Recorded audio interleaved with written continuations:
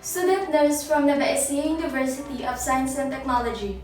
And for today, I'm going to perform Fundic height measurement, Leopold maneuver, and fetal heart rate auscultation.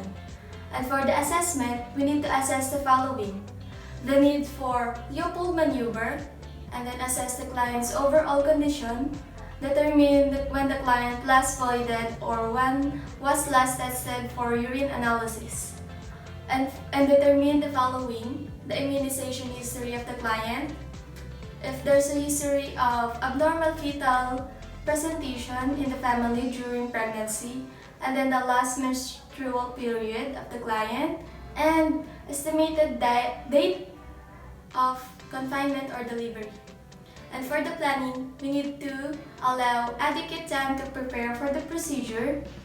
This must be performed during antenatal check-up, and then prepare the following equipments: stethoscope for auscultation of the fetal heart rate, measuring tape for Fundic height measurement, watch to count the digital heart tone, Dr. and Kelly jelly, and then 2 pillows for the client's comfortability, linens for the client's privacy, and antibacterial hand spray to prevent spread of infection.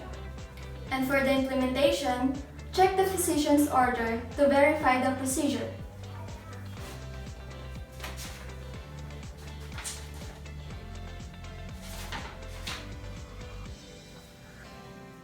Good morning, ma'am. I'm Monaliza Domingo, student nurse from NUST. May I know your name, ma'am? Okay, may I check your band? I'm going to perform Fundic height measurement to measure the height and growth of your baby, and then Leopold's maneuver to determine the position of the baby, and auscultation of the fetal heart rate. And then after that, provides client privacy. Ma'am, will you please empty your bladder first before our procedure start? Okay. Then after that, perform hand hygiene.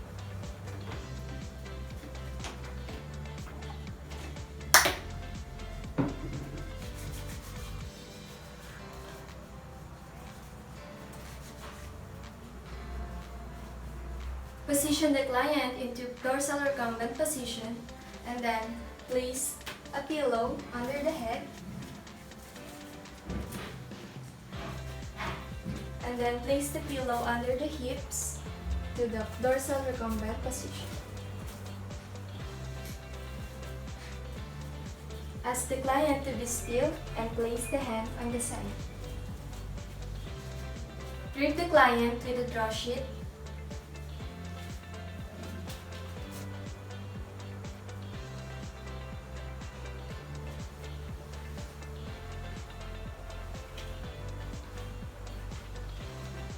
Expose from under the breast to symphysis pubis, and then inspect for the following: scars, diastasis recti, linea nigra, stereogravideum, contour of the abdomen, and state of the umbilicus, and skin condition. Measure the Fundic height using measuring tape. Place the zero to the superior border of the symphysis pubis and stretch across the abdomen's contour that is to the top of the fundus. Performing Leopold's maneuver. Instruct the client to do relaxation, relax the abdominal muscle by bending the knee slightly. Manually, please bend your knee slightly to do relaxed breathing. Use the flat palmar surface of the fingers during palpation.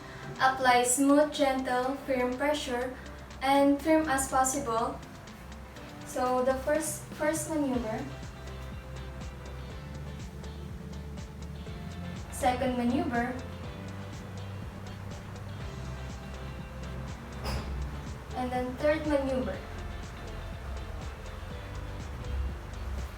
Last is the fourth maneuver.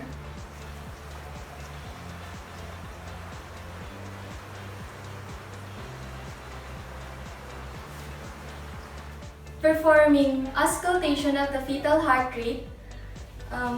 Place the bell side of the stethoscope into the fetus convex portion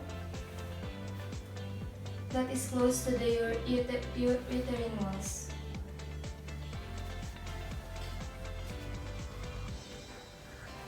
Listen by pressing firmly and gently and count 1 full minute. Auscultation of fetal heart rate tone using Doppler.